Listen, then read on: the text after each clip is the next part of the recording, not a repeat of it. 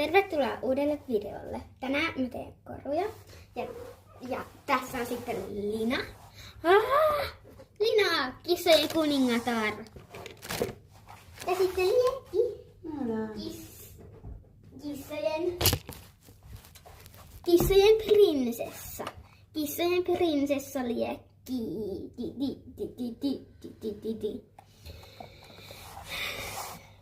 Mut joo. Nyt mä keksin minkälaisen korun mä tekisin, joten Okei, mä teen sellaisen oranssin korun. Ja joo, tässä te näette mun helmirasiat.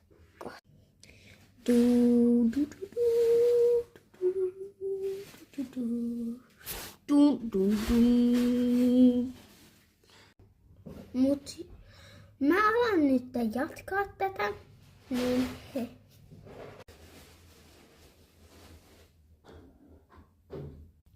Okei, nytten mä laitan Salmon. Joo, toi meidän toinen kissa pelleilee.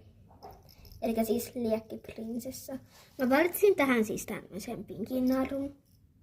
Mut joo. Tästä tuli varmaan mun yksi huonoin koru. Ei olisi pitänyt oikeasti tehdä oranssia tai keltaista tai semmoista korua.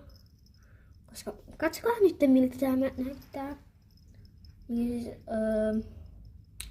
joo. Sitten vielä viimeistelyt. Leikkaa! Näin. Ja sitten näin. Nyt tää on valmis ja tää on tässä. Okei. Näin. Sitten nyt mä näytän mun kaikki korut. Okei, tää. Te näittekö sen jo? Ja tällainen. Ja sitten tämmönen sateenkaari. Ja tällainen sininen.